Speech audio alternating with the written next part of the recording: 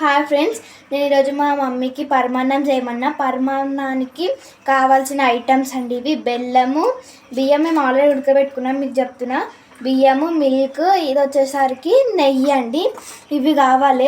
అన్నం మెత్తగా ఉడకబెట్టుకోవాలండి. అక్కడ ఉడుకుతుంది అన్నం, చూడండి. ఇదిగోండి, మేమైతే ఇప్పుడు అన్నం మెత్తగా ఉడికింది. దాంట్లో మేము బెల్లం వేస్తున్నాము. బెల్లం అనేది ఉండలు లేకుండా మంచిగా కలుపుకోవాలండి. మంచిగా కలుపుకుంటే మనకు పరమాన్నం అనేది మంచి టేస్ట్ వస్తుంది. ఇదిగోండి, ఆ తర్వాత మనం ఇప్పుడు పాలు యాడ్ చేసుకోవాలా. పాలు యాడ్ చేసుకుంటే మనకైతే కొంచెం లెవెల్ పెరుగుతుంది. మంచిగా దాన్ని మిక్స్ చేసుకోవాలా. ఆ తర్వాత మనం నెయ్యి యాడ్ చేసుకోవాలా.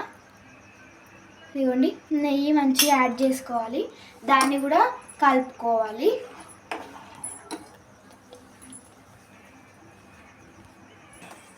ఇదిగోండి, మనం అవన్నీ ఇంగ్రీడియంట్స్ యాడ్ చేసుకున్న తర్వాత మనమైతే లో ఫ్లేమ్లో మనము కుక్ చేసుకోవాలండి.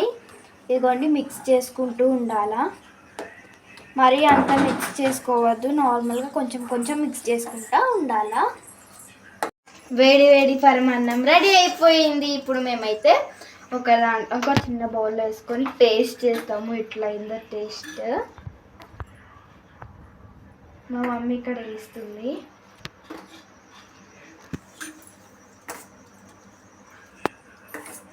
ఇదిగోండి,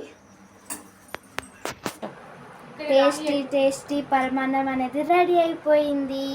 టేస్టింగ్ టైం.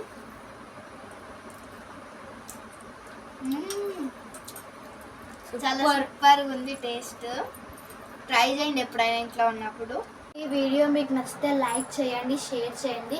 కొత్తగా వచ్చిన వాళ్ళు సబ్స్క్రైబ్ కూడా చేసుకోండి. మమ్మల్ని ఇంకా సపోర్ట్ చేయండి ప్లీజ్. బాయ్.